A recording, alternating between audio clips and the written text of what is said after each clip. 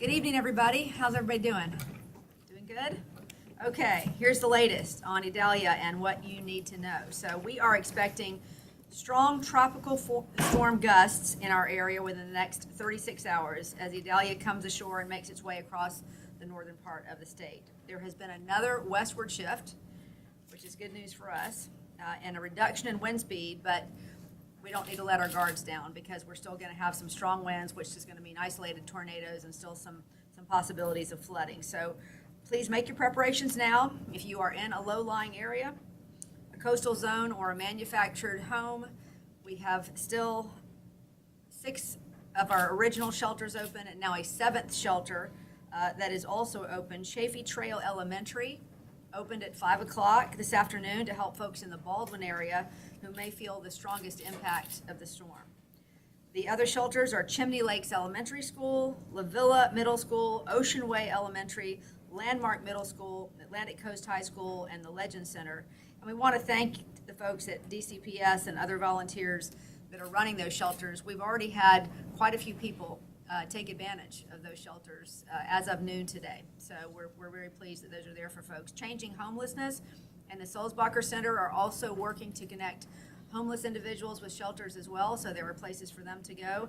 Additionally, JTA will be providing transportation for residents of Ken Knight Drive neighborhood to the Legend Center. And the Duval County Public Schools, as you know, will remain closed through Thursday.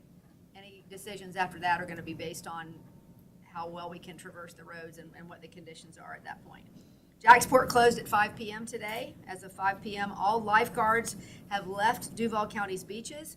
So I'm going to say it again. I can't say it often enough. We have very bad rip currents out there.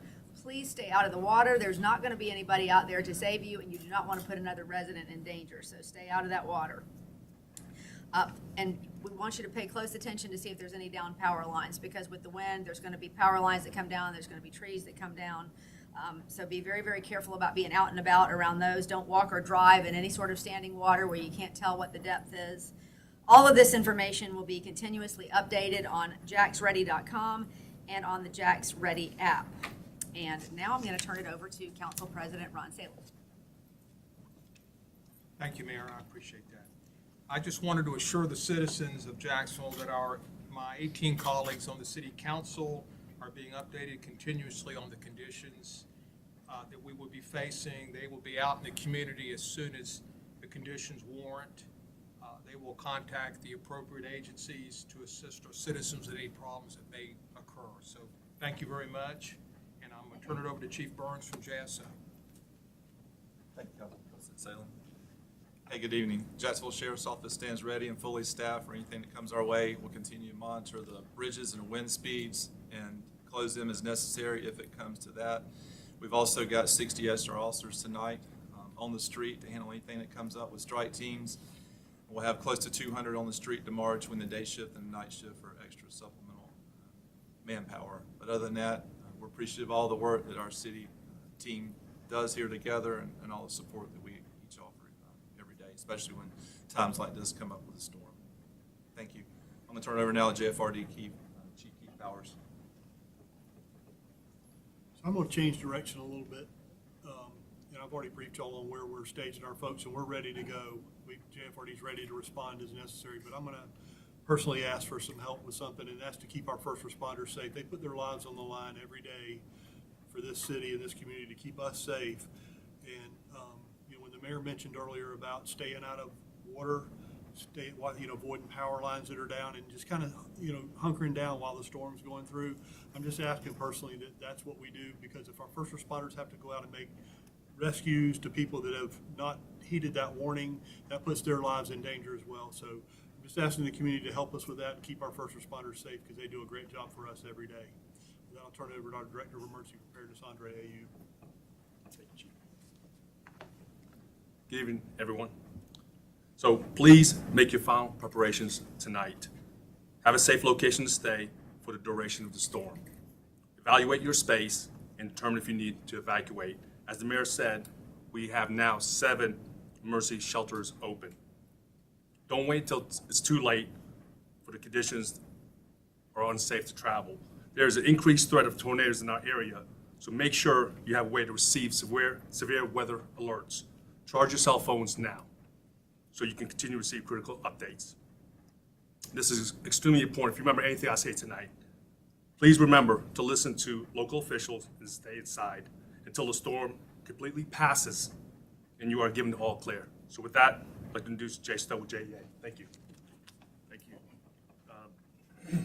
So the storm is weakening, it's moving, and it's still going to not be good. We expect to have widespread power outages, and we have 2,100 employees and now 500 additional people coming in from across the country to help restore power. We're also partnering with Baldwin and have sent a couple of generators to help them with their water and wastewater system. The same thing with Neptune Beach. And we're going to continue to work with the mayor and the administration, and the coordination leading up to this has been good. We're prepared and ready. And as Chief Powers said, the safety is going to be important. Pay attention to where you are.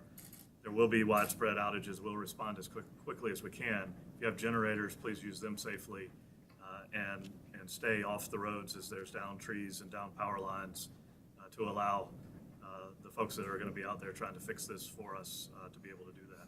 So thank you. I think school system.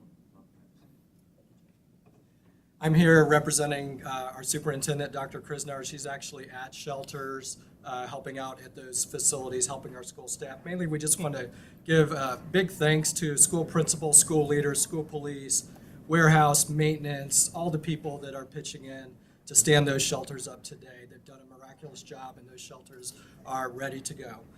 There's been a few questions about Friday night football. I want to assure everyone that there's been no decision made regarding Friday night football at this time. We're going to see what the storm does to our facilities. We're going to have conversations with our school leaders and athletic staff, and we're obviously going to take into account player health and player safety, and then be able to announce a decision about how we're going to move forward. Most likely tomorrow evening or tomorrow afternoon. So stay tuned for that. But as of right now, no decision made on high school football. Thank you. And it's my pleasure now to introduce.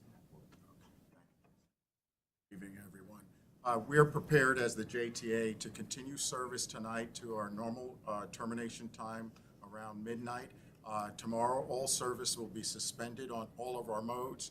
And then we are preparing with additional JTA staff, operators, and maintenance personnel to support first responders, as well as the additional crews that have come from out of town supporting JEA. We'll help them with shuttling them from the hotels to staging areas so they can quickly support JEA in terms of restoration of power. In addition to that, the evacuation shuttles will continue to run until the end of service this evening. And so with that, we encourage people to use those shuttles and get into safe places. With that, I'll turn it over to Nina Stickler from our Public Works Department. Thanks, Nat.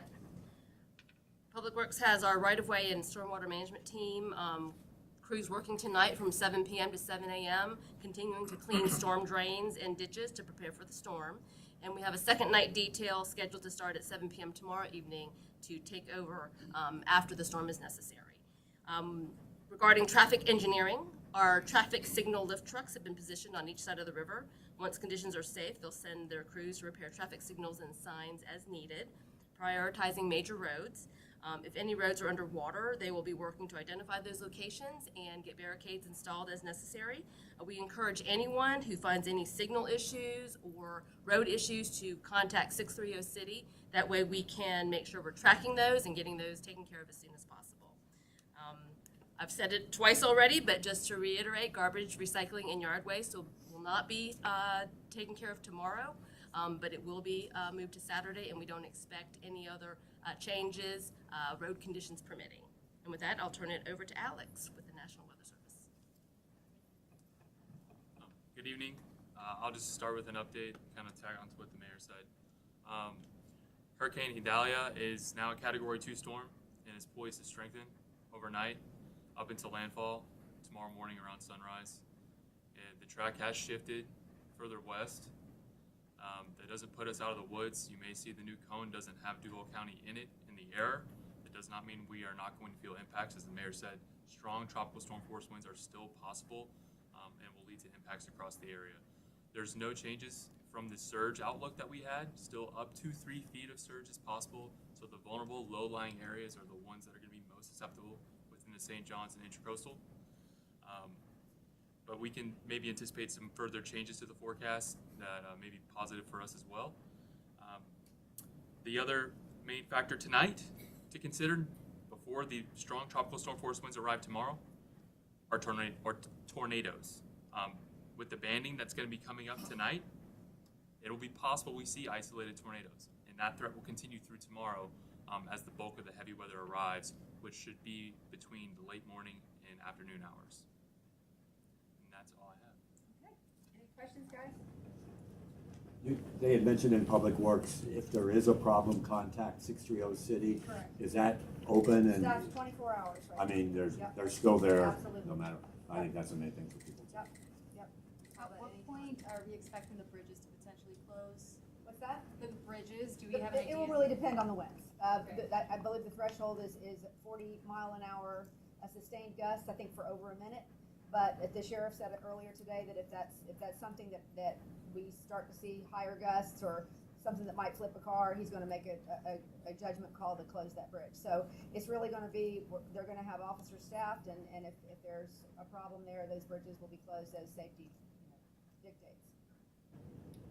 Mayor, have you decided when we might hear from you tomorrow? I believe tomorrow we're gonna have the same cadence.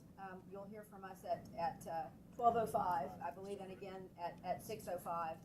12:05 is probably gonna be right in the thick of the conditions. So again, I would just ask everybody, look, it looked like the traffic was pretty light today, so it looks like most people are off and taking the time and just hunkering down. Please do that. And pray for the people that are down there close to Madison and Live Oak. This is gonna be a really bad storm for them. We're gonna still get some bad conditions. So if we can just stay off the roads, stay out of the water, make sure that we're not putting our first responders in any sort of harm's way, because a lot of them are gonna go down and they're gonna help with the areas, further south that are harder hit than we're gonna be. So let's not give them any more reasons to be tied up here. But I think, it's looking better for us, but we need to still be prepared for some nasty conditions tomorrow. Okay? Thanks, guys. Thank Have a you. great night.